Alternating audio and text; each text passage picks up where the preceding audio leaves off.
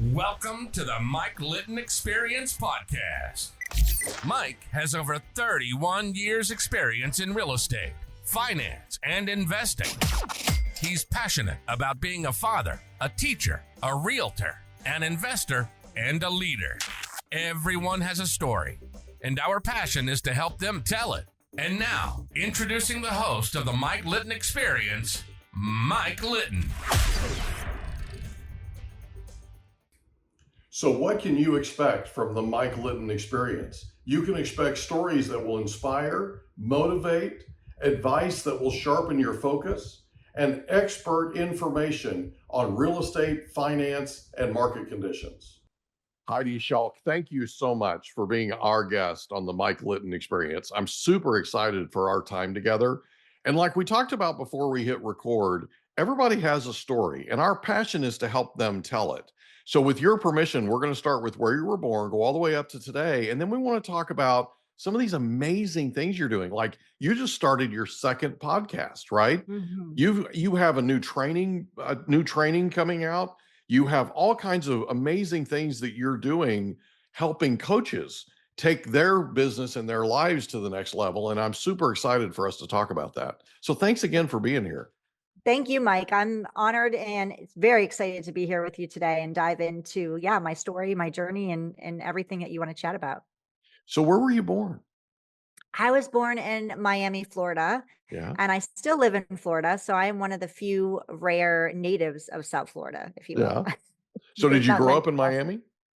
No, I literally was born there, and Yeah. that was pretty much it. That's it? I was raised in Hollywood, Florida for a little bit, and then Okay. but spent the majority of my childhood in Boca Raton. Yeah. My senior year of high school, we moved to Wellington, which back then was really just horse land and cows and more farming. It was Ranch land. Yeah, exactly. Right. I don't even think there was a Publix. I think it was a Winn-Dixie, which was popular, was a big chain down here back Yeah. then, and a Burger King. And I worked at the Burger King my senior year of high school. And I Oh. commuted an hour to my high school back in Boca, 45 minutes to an hour back and forth every day. And then after I graduated from high school, went to University of Florida. Wow, In you're a Gainesville. Gator. I love it. I'm a Gator, yeah. And then I graduated from UCF, but I still feel like I tell everybody I'm a Gator. They're like, no, you're a Knight. And I'm like, no, once you're a Gator, you're always a Gator. Isn't that the truth, man? You're a Gator for life. I am a Gator for life. That is so cool. So do you mind if we back up just a second? Absolutely. So what was Not at your all. favorite thing about growing up in Boca Raton, for instance? It was a small town. Back then it was it was much quieter. We were probably one of the newer people in there, just like Wellington. It seemed like my dad seemed to go to the newer areas before they were booming. Like Yeah. now in Wellington area, it's so built up. When I lived here, it was like a 2-lane road, 441, Right. State Route 7, and now it's almost 8 lanes. Wow. Boca was similar when I moved there. There was a lot more land to build on. Now it is extremely built up and it's traffic is unbelievable now. Hardly So recognizable, right? that was probably one of the things that I loved the most about it. It was especially when I started learning to drive at 16, it was very easy to move around. It was just very small and like close knit community. Yeah, gotcha. So growing up, who was the most influential person to you? That's a good question. Probably my father, because he owned and ran 2 real estate offices. Mhm. So he was very entrepreneurial. So I think I got that. He's the one I got my entrepreneurial bug from. So I'm going to say that he was probably the most influential for me. Okay. So in high school, did you have a favorite subject? I did biology and chemistry. I was a science buff. I wanted to be a veterinarian, Yeah. which is why I went to the University of Florida. Obviously, things didn't work out that way, but I loved science and anything regarding science. My favorite category still to this day in trivia is actually the sciences category. That's cool. That's cool. Yeah. So you graduated from UCF with a degree Mhm. in, Communication. okay. Organizational communication, which is more of the structure of the corporate side. So I really enjoyed that. I started my college journey in majoring in chemistry and enjoying it in high school and then enjoying it in college, where I quickly learned were 2 different things. And then I went into mechanical engineering. Was it in mechanical engineering? I was in the engineering space. And Mhm. I quickly realized that was a lot of math that I did not enjoy. A lot So of then when math. I, yeah, a lot of math. And I said, I don't think I want to spend the rest of my life doing this. Yeah. And so I moved to UCF and went into communications and quickly moved through that program. So question for you about University of Florida and UCF. At the same question, but at the University of Florida and at UCF, what's the single most important thing you learned? That I'm an introvert. That's probably the quickest thing I learned. University of Florida was very big at the time. It's still big, but Yeah. UCF, University of Central Florida, has caught up to it. When I Yeah. went there, I'm 52 now, so this is over 30 years ago. When I went there, it was a much smaller school and it was a much newer school, very modern, which it still is. University of Florida had that culture and that nostalgia around it, which was beautiful. But I came from a very small environment of Boca Raton and a private school. My graduating class was less than 200 people in it. It's very Wow. small. So So Florida going was to an University adjustment. Florida was a big adjustment. It was very overwhelming. I started having anxiety attacks going onto the campus after a couple years of being there. So that's one of the reasons I made the adjustment and transferred out of the school. Yeah. Yeah. It sounds like It's a UCF was a better fantastic fit. school and I highly recommend it. Yeah. But for me, coming from that environment, it was a huge, and then now like really knowing where I wanted to go and what I wanted to do, and then being confused about it, and then being in a huge environment that I wasn't used to was a big adjustment for me. I can imagine it was. So after UCF, where do you go? After UCF, I moved back and I landed in yep, I was in Orlando for a while. And then when I Mhm. graduated UCF, I moved back here and I lived in Palm Beach Gardens, which is north of Boca. But it's in the same county. So I just moved back to Palm Beach County and I went into radio because I had interned my last year at UCF. I had interned in radio. So I went into radio sales and I worked for a country station. I am a country music buff, Me love too. line dancing and all the things. So I worked for them for a couple years and really enjoyed my time there. I grew up on a farm in Oklahoma, so I've been listening to country Wow. since way before country was cool. You know what I mean? Yeah. Yeah, even, I'm dating myself. This is terrible. So that was a popular song back then, Yeah, I remember it. right? Yeah, right. I'm in your Yeah, era there, so yeah, I yeah, remember it. right. Yeah. So, so in radio sales, what was the single most important thing that you learned in radio sales? To do it scared because Yeah, being an introvert and I never really wanted to go into sales. My dad had been in real estate and I had seen how his team, like he would always have those sales meetings and they would have to have those cold calling sessions in the morning where they all yeah, came together and they did their cold calling. And I was like, I could never do that. I don't right. want to do that. Right. And we had to Not for do that. me, right? Not for me. Yeah. And being in radio sales, I wasn't going to be, behind the mic back then. I was too introverted and had a huge fear of being seen. So that wasn't for me either. But so going into sales, I got to have fun because we had the events that went along with being in country radio. Sure. But that being said, I also had to, make it happen on my own. And that was very scary. So how did you overcome that fear? I didn't. I don't know that I did at that time. I still had the fear, but I had help. I had great management, great managers. We had our, sales meetings, and I had great people who had been, say, other account executives who had been there longer than I was, and they would take me on the road with them and let me be with them. So I had a great support system, which helped. I don't know that I actually got over the fear when I left the sales position, but I definitely was better at it.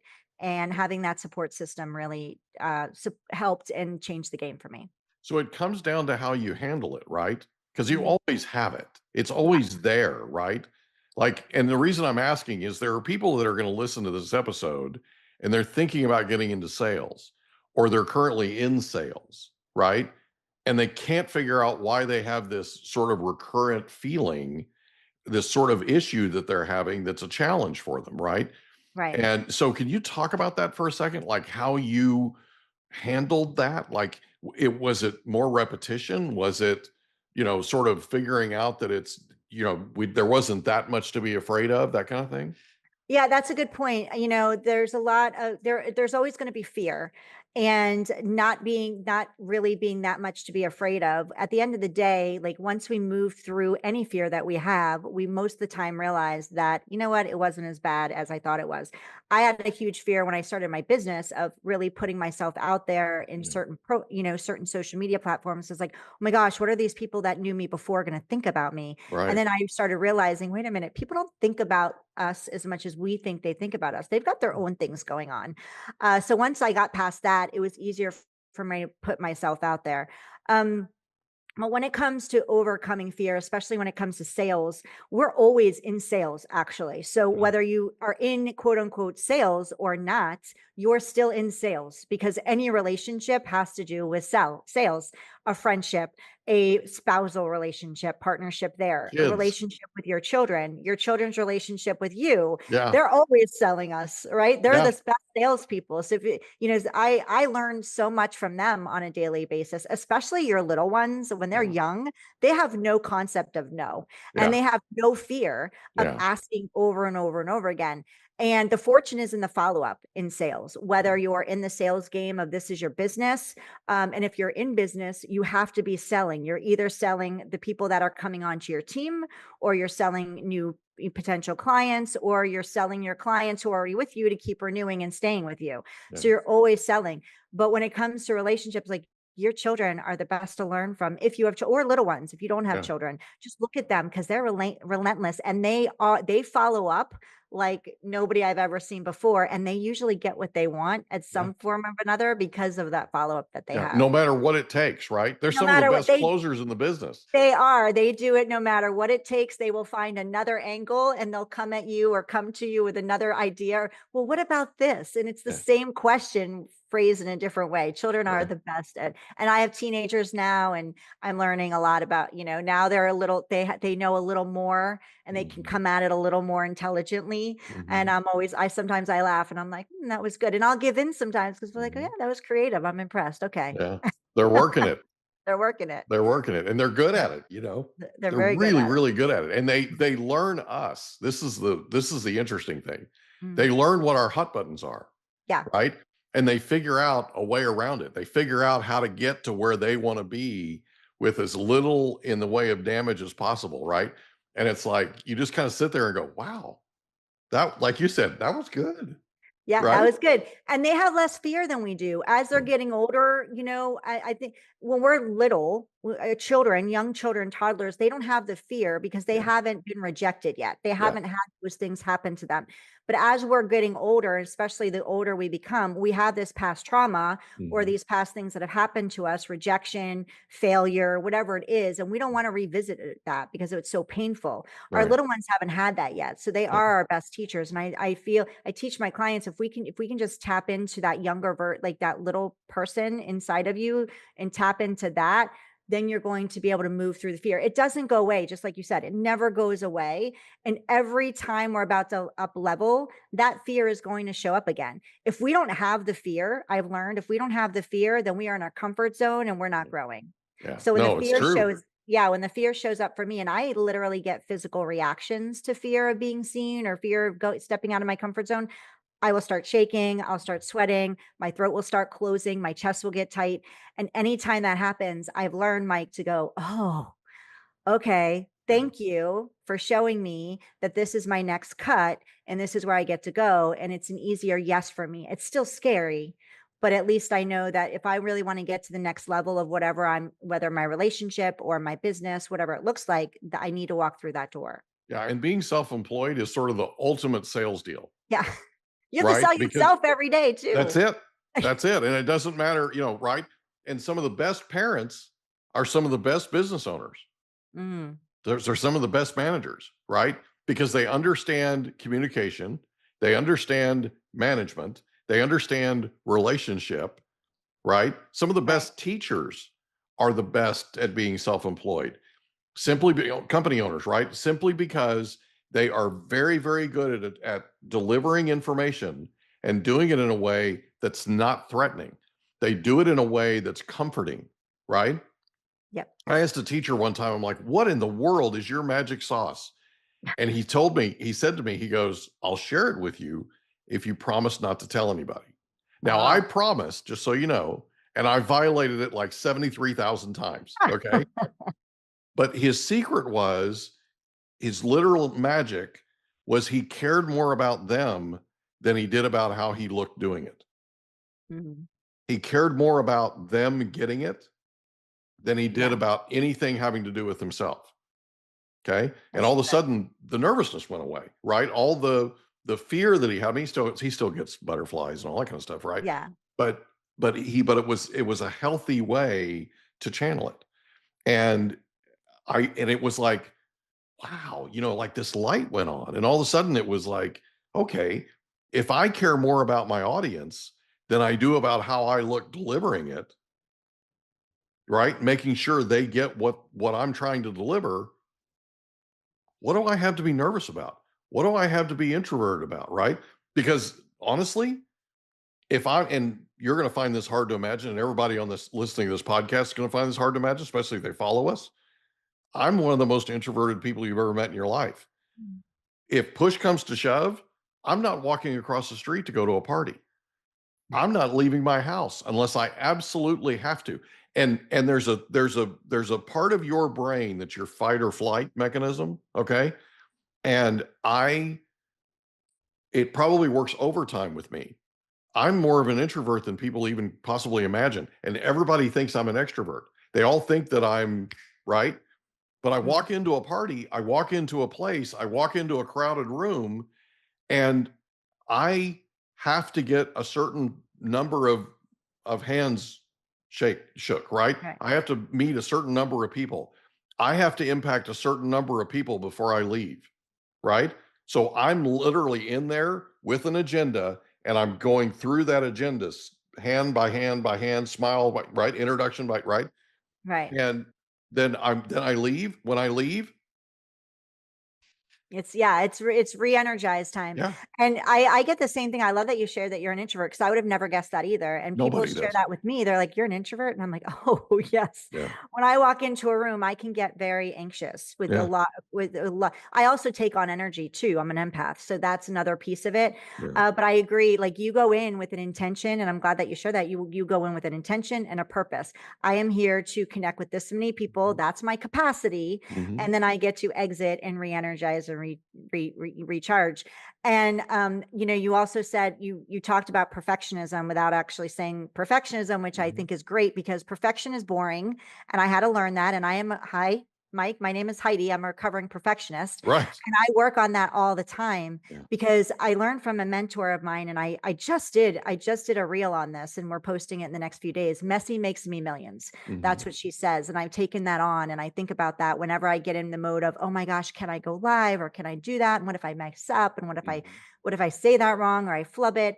Or what if people think, what are they going to think about me? It's messy makes me millions. Yeah. And we consider perfectionism, but when we do that, we're not making progress. Right. Perfectionism halts progress, Yeah. and action brings clarity. So in order to get clear on where you want to go and what you want to, where your next step is, we got to take action, and it can't be perfect if we're Yeah, gonna I move forward. totally 1000% agree with this. And the thing is, you're going to make mistakes. Yeah. You're going to flop. You're going to say something you're not supposed to say, right? The thing about it is, people relate to you better if you're not perfect. If Mhm. you're perfect, they walk away and they go, "Wow, I could never be like that." Right, exactly. You with The me? bar is so high, and then Yeah. they don't even want to start Yeah, if you're they not can't even relate to relatable, you. right? Yeah, So you're now exactly. somebody that they're like, "Oh, that person intimidates me." Yeah. Go make a Yeah. mess. Yeah. I I was always on the say it's like, phone. have fun Yeah, in the process, yeah. because I was on the phone with a couple of business owners, local business owners here. Mm. And they're like, "Mike, we don't want to do the wrong thing, and we don't want to upset the wrong people, and we don't want to do this. We don't want." I'm like, "Guys, why don't we do this? Why don't we just go make a mess and learn?" Right? Let's Exactly. just go make a giant mess, and then we'll pick up the pieces and we'll figure it out from there. Tony Robbins has a favorite line. If when you succeed, you tend to party. When you fail, you tend to ponder, Mm, right? You're going to learn more from losing than you ever will from winning. right. Ever. The people who are incredibly successful in our world have just gone out and failed more than the rest of us. And by the way, you were Exactly. mentioning the capacity thing. Ed Milet wrote a book called One More. That's I believe the key to success is you get to your capacity and you meet one more person. You get to your one more and you meet one more, right? You just keep piling on. And then you Right. walk out and you go, wow, okay, I came in here to do this and I did that. Right. You with me? Awesome. So anyway, Yeah, I love I'm that. sorry, I didn't mean to interject. No, But it's so good. I love it. so after the radio station, Mhm. where do you go? I was approached to join a startup company, which was an online music company. And back then, the online space was just literally starting. I don't remember what year it was. I'm trying to think if it was before 2000. So in late 90s. And so it was an online music company. It literally was the three founders and me. Yeah. And so we started that and we grew into a bigger office in downtown West Palm Beach. It was beautiful. It was on the water. And I moved up into management in that company, and I really, really enjoyed it. And things just happened, and unfortunately, the company didn't last. The founders ended up moving in their own directions and parting ways, and so the company didn't last. But then there was another company that no, then I went into. I'm sorry, I went into personal training, which was basically my own business, but I worked for a gym, but sort of my own business. And also, sales again, more selling. You think you're focused on helping people get fit. And at the end of the day, it really comes down to sales because you get to sell yourself in order to get clients. So I did that for a couple years and I competed. I competed in bodybuilding and figure. I enjoyed Wow. that. Yeah, I enjoyed that. And I learned a lot from that because that I learned, the all or nothing mentality, Mhm. the negative effects of that on your system and Mhm. the things that you can, the things I learned a lot about myself in that aspect Mhm. because eating disorder ensued from that and so forth. But Mhm. that's another conversation. But that was a great experience, and I learned a lot. Then I went into the car industry, and I was a what do they call that? Service writer for like Chrysler. And I Oh. was the only female on the line, and I had a team of mechanics, and I learned a lot there because I knew zero about cars. When I can't Mhm. believe they hired me, but they hired Mhm.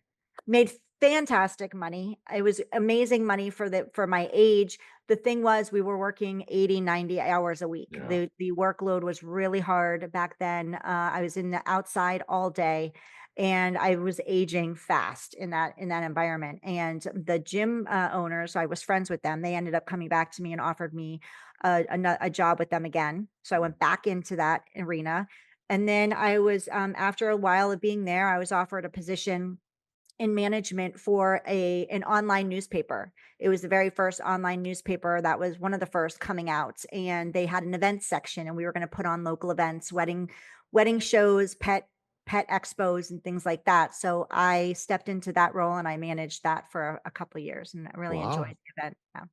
But again, Wow. more sales. Can I ask you a question? Mhm. So I've been on stage a lot. I'm a public speaker. I've done it for 40 years now, right? I have a question. I've been on stage in front of thousands of people before. How in the world do you do that in a bathing suit? Uh, uh, Because uh, wow, right?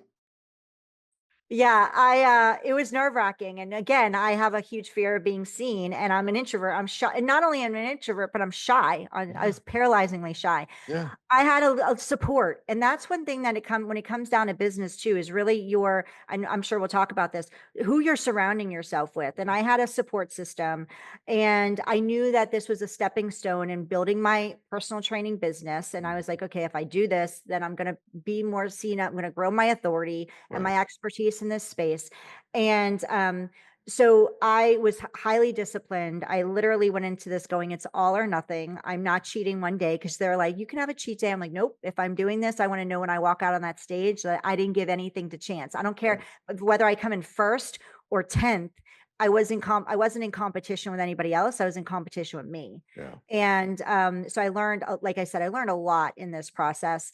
And yeah, I still have the pictures. I was literally, my children, I just saw them recently and they're like, Mom, this was you. And I have a magazine cover that I was on after one of the competitions. So yeah, I look back at it and I'm like, where did that girl go? That's It your was, secret. it was That's fun your though. secret, by the way. Mhm. That's your secret. The secret to your success, I believe, is the fact that you're not going to take a cheat day. You're Yeah. not, you're, when, and it doesn't matter what you do. It doesn't matter what you do it without any cheating. You do it without any sort of like, you get down there and you're like, look, I've given it everything I've got. I'm not going to walk away from this thinking I didn't do everything I could possibly do. I think that's what makes you a really amazing coach. Yeah. It's focus and commitment. And at the end, that being said, I've learned a lot about giving myself grace Yeah. because when it comes to, and you mentioned working with clients on lifestyle and balancing business and things like that. I know we talked about that behind the scenes. I used to like this past year, I had an epiphany and what that work-life balance looks like. And I used to strive for that. And it was really stressful for me because I would end the day every day going, okay, I failed again and I Mhm. failed again and I failed again. And how come I can't achieve this work-life balance? I'm a single mom juggling two teenagers, a business, two animals, and a home. Mhm. And I'm like, I'm not achieving this work-life balance.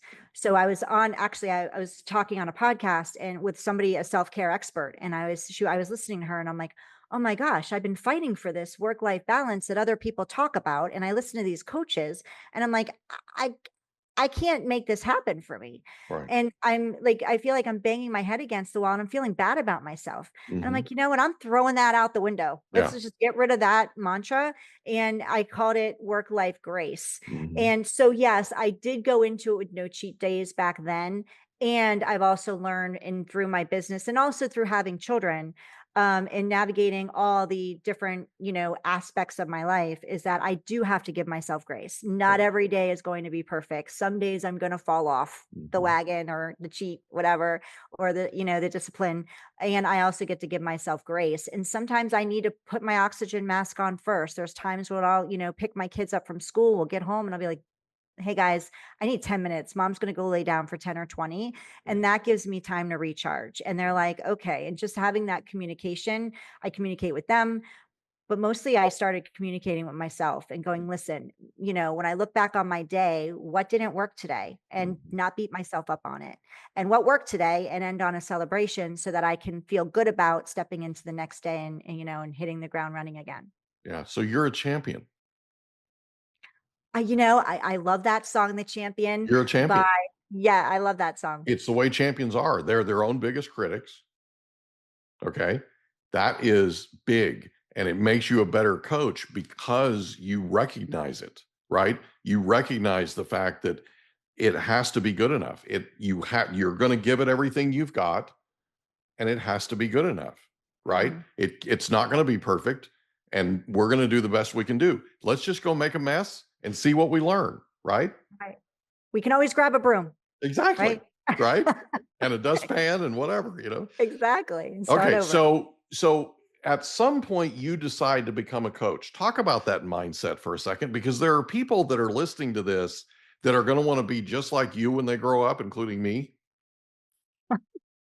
So, Right. can you talk about that for a second?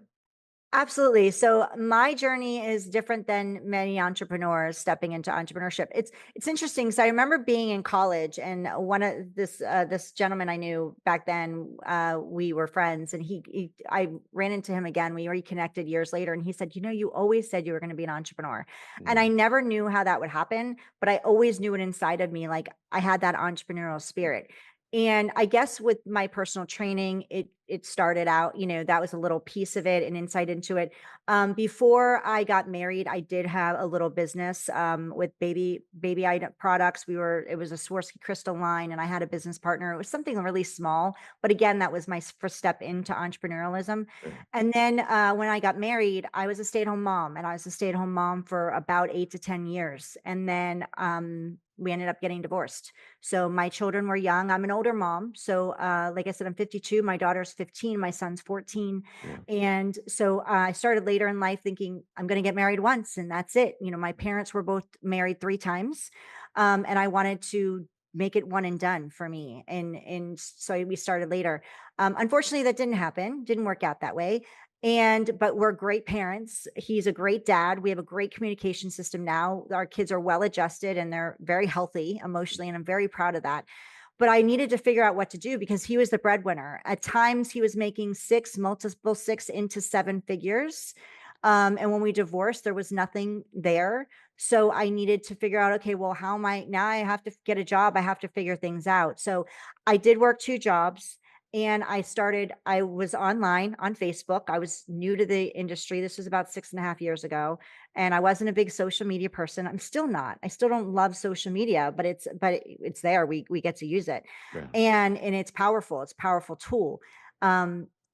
So I was on Facebook and I found this coach and she was like, you can do coaching and you can start a business. And I'm like, what do I coach on? And she's like, you do what you know. Mhm. And so I said, okay, well, if I really want to create big things for me and my family, and I wanted to be home with them, Yeah. that's the first thing that I found that I got clear on. And I know for some people, when it comes to starting a business, you may hear like, what's your why? And Mhm. if you have a good coach, they're going to ask you, what is your why? Yeah. Because you need to be connected to your why, because choosing this entrepreneurial journey, it's not an easy road. You're not getting up and going to an office where you know what your tasks are every day, Mhm. and you are clocking in from 8 to 4, 9 to 5, whatever it is. This Mhm. is self-discipline. This is something where you get to figure it out, and hopefully are able to hire mentors quickly to help, so you're not, throwing spaghetti at the wall, trying to figure out what's working.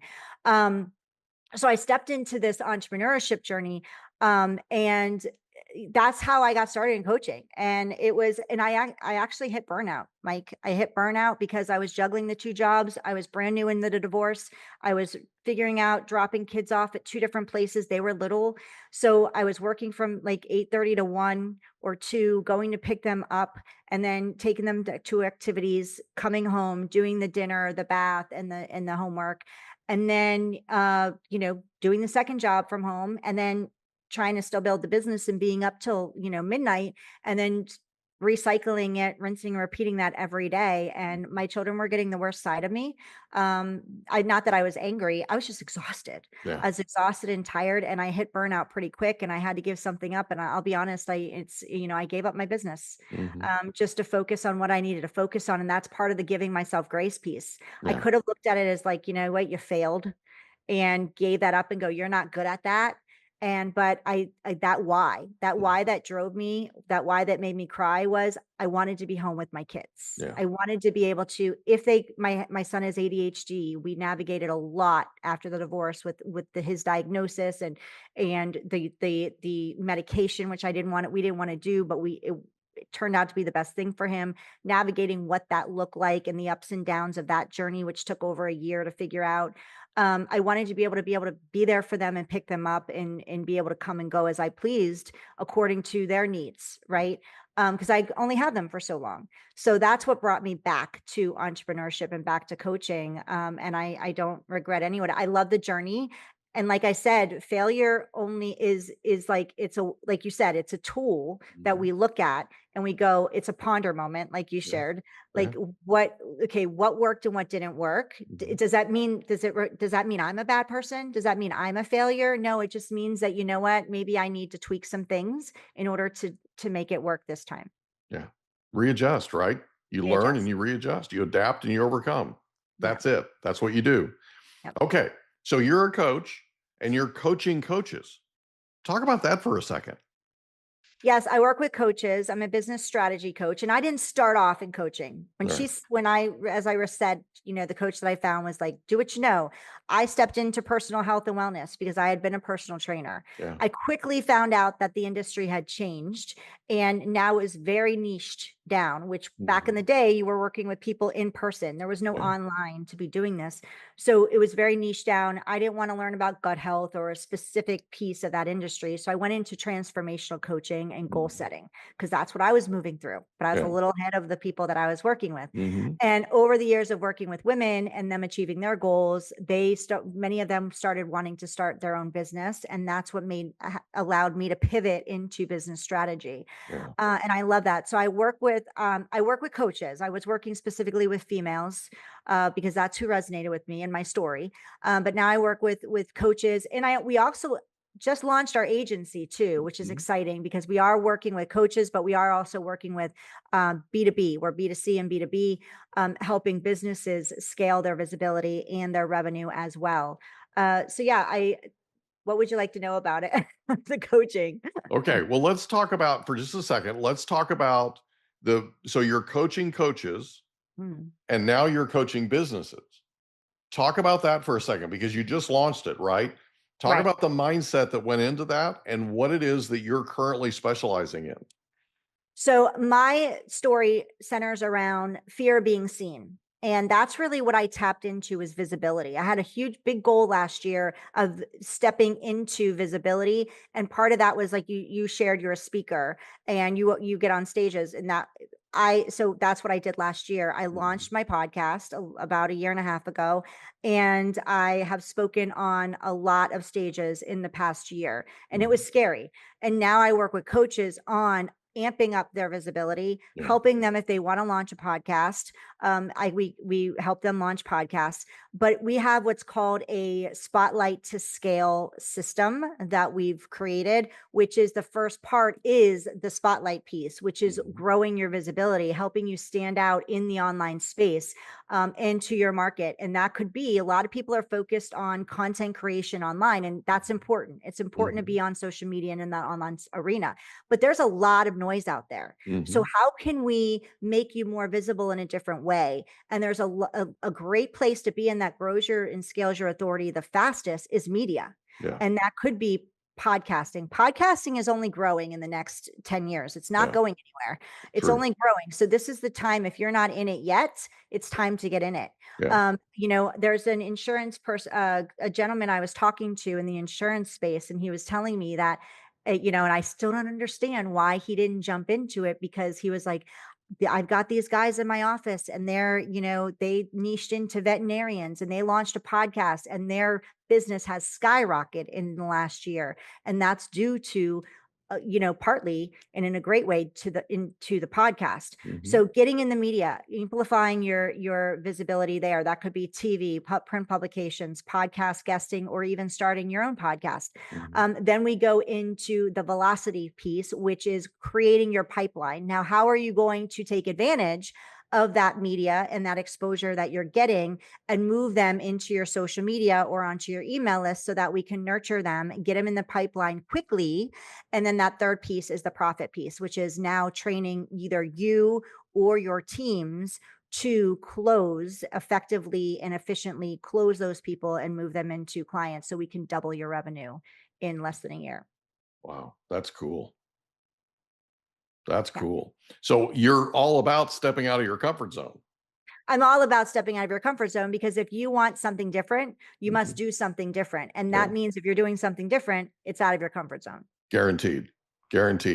So when you're having conversations with these owners of these companies, and you're talking to them about, you got to get on stage, you got to start speaking, you got to start you got to start doing these things. How's that conversation going? For some, it's great. For some, it's out of their comfort zone. So it really depends on where they're at. Have they spoken on stages? Is this something that's part of their marketing strategy? For anyone, whether you're in coaching and you're more the B2C or in your B2B stage, you need to be putting yourself out there in different ways. And podcasting is a great way of doing it, because one, you're building relationships with the person you're speaking with, right? You and I are now building this relationship. Who knows what's going to be created through this partnership here. Right. You're able to get in front of other people's audiences. I'm luckily able to today be in front of your audience, which is great. And hopefully some of them will resonate with me and want to learn more about me and potentially work with me, and vice versa. I have one podcast. Like you said, we're launching another one. I'm excited to have you on as a guest and put you in front of our audience and the same and vice versa. So there's a lot of collaboration, connection and collaboration are currency. Yeah. And you want to be creating that. And the online space is great, but again, it's a lot of noise. So how do we create that blue ocean versus being in the red ocean where everybody is fighting for the same people? How do we get you in front of a bigger audiences quicker, and where you are the focus and you can share your expertise and grow your authority and being seen as the expert, and then give them some high value, something of high value that they can go get to bring them into your space where now you can nurture them in a one-on-one type of environment, or your team can nurture them. Yeah. So you mentioned Blue Ocean, and I just want to make sure for the people that have not read this book or are not familiar with the concept, Blue Ocean is an area that you go into where you don't have a ton of competition. In fact, you have almost no competition. Red Ocean is red because it's full of blood. Okay. And the blood is all these people are fighting for the same morsel. And there's blood in the water because they're biting each other, trying to get one up on the other one, right? That's a fast way to an early death. Okay. In business, right? I mean, it is stressful. It's tough. Yeah. You've got to fight in the red ocean. You got to win. But in the blue ocean, it's a lot more relaxing. Blue ocean is a lot more fertile, right? And so that's a place that you want to be. So for those people that don't know, that's a book that was written called Blue Ocean Strategy. Came out of, I don't know, a couple, like 15 years ago, 10, 15 years ago. But that's what it came from. So, let me ask you this. Let's say that there's a business owner that's listening to this, or a coach that's listening to this, or somebody that's listening to this that may want to be on your podcast. How do they reach out to you, and what does it look like when they come to you to work with you? Well, you can reach out to me. I'm on all the social media platforms, but best way is probably connect with me is on LinkedIn. Yeah. Connect with me on LinkedIn. I'm also on Instagram. Anywhere you're on, I'm there. You just search Heidi Schalk and you can find me. That being said, what it looks like to work with me, first we do an audit. So it's a complimentary audit, and this is not a sales call. This is a call where you actually get action steps and value from it. So you walk away with strategy. And if I see that there's a potential fit where our services could help, whether it's in the coaching space or in our done for you system, then I will share that with you. And then we will see what that looks like. And if it's a fit for both of us at the same time. I go into these calls as a partnership. This is like, I don't like the sales calls where you feel like, oh my gosh, this person's going to pitch me, and then you walk away with nothing. I want to give you, this is an audit where I look at your business. Where are you now? What's working, what's not working? Where are the gaps, and how can I help you fill those gaps? Whether it's with us or not, I'm going to tell you how to fill a gap so that you can take action on that right away, or pass it to your team and have them take action and get that result. Because if you get that result and you do it on your own, guess what? You're going to want to come back and get more results. Absolutely. Right? So it's a win-win. And that's the relationships that I'm after. Whether we work together or not, I want you to get success, because more likely you get success, if you work with us right away or not, you're going to come back and want more info. I totally agree with that. Totally agree with that. So if somebody wants to listen to one of your 2 podcasts, how can they find your podcasts? You can go to, the first podcast is called Be She, and it's an acronym. And this is something that started, I had on my vision board, Mike, that I wanted to start a podcast in 2022. And I missed it. I was looking at my vision board every day, and all of a sudden it's November, and I'm like, oh my gosh, I wanted to start a podcast this year. I'm running out of time. So I was like, what am I going to do? So I had met a podcast producer in October in an event that I was at. So I actually reached out to her. We hit the ground running, and I'm like, can I launch this by the end of the year? She's like, yes, absolutely. Let's just stay on track. This is our timeline. So I had this idea, and I was going to focus on mompreneurs. And I had this idea of like, okay, I had the name, and if anybody wants to use it, you can check into the legal rights on it. But was going to call it Momopoly. That was the name of it. And I was all excited about it, but I'm like, something's not right. Because when we went to go start looking at branding, I go, I just don't feel, something's off. And normally, Mike, I'm that person. We have the goal, we have the timeline. Let's fit that square peg into the round hole, and we'll figure it out later. And I was like, just takes a bigger hammer, right? Right. I'm like, I'm not doing that this time. I'm not going to try and fit that square peg in a round hole. So I reached out to her. I said, listen, we're going to put the brakes on. I know I had this goal and I'm going to trust that this is going to happen at the right time. She said, no problem. So end of the year came. I was in New York on holiday with my kids for New Year's. And I woke up in the morning in the hotel and I was like, be seen, be heard, be empowered. And it just came to me and I called her up. I said, this is the podcast. And we ended up launching it. I think it was that April. A little slow on the launch, but we launched it in April. And so it's called Be She. You can go to anywhere that podcasts are found for Be She. And you can also go to beshepodcast.com and you'll find it there. You can go to heidischalk.com/podcast for growth solution. Growth spot. What is it called? Business Growth Spotlight. That's the new one. We're literally just launching it. Yesterday. Right? You announced it yesterday. Yesterday we announced it. So we have 3 guests lined up. I'm already like, it's 4 with you now. I'm really excited about this. Mm-hmm. So Business Growth Spotlight. And it's not on the platforms yet, but you can come to LinkedIn. You can also go check it out on YouTube. We will be launching it across all of the podcast platforms. So as soon as we have about 5 recorded, we will be launching it on there. So it's coming. So yeah, just check us out. You can go to businessgrowthspotlight.com and also check it out there. That's cool. Okay. You have a training coming out. Let's talk about that for a second. I don't have a training. You have a training coming out that you were going to give access to or something. The training. Okay. I have a blueprint. Gotcha. So this is something, that's downloadable, and we will have trainings. So reach out to me on LinkedIn because we will be having training in February based on this blueprint. Right. We just don't have that scheduled yet. So grab the blueprint and then you will get notified of the training where we're going to walk you through each step of the blueprint. It is called the Spotlight to Scale Blueprint, which is going to walk you through the 3 phases that we move our clients through, which is the spotlight phase that I shared with earlier, the velocity phase, and the profit phase. And through the training, we're literally going to break it all down. So you could take these action steps and go do it. Mm-hmm. But in the blueprint, it is a very pretty PDF format, slide deck of what you need and the steps to take in order to walk you through it. So it's in written format. But like I said, once you sign up for that, you'll get more information on the training that's coming. So and you can go to Spotlight to. So the way they get it is they go to spotlighttoscale.com? Yes. Okay. Or they can reach out to you on LinkedIn, right? Or you can reach out to me on LinkedIn and we'll send it over to you. So you and I are connected on LinkedIn, which is a very cool thing. Okay. Is there anything you'd like to cover before we wrap up?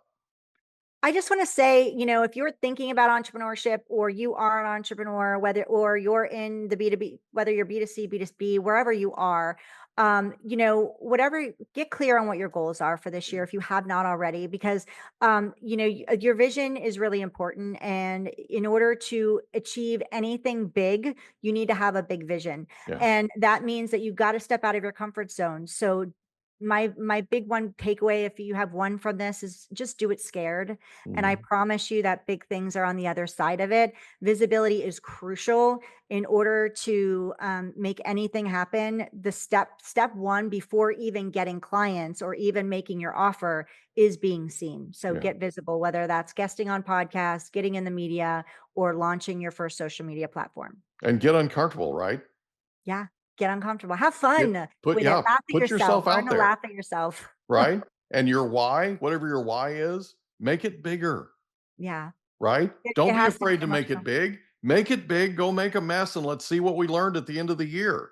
If you have a really, really big why and a really, really, really large goal, and you only come up 30% of it or 60% of it, look at what you accomplished versus what you did this last year, right? Yeah. Exactly. Yeah. And messy makes me millions. And Mike and I will help, if you make a mess, Mike and I will bring the broom and help you clean it up. Absolutely.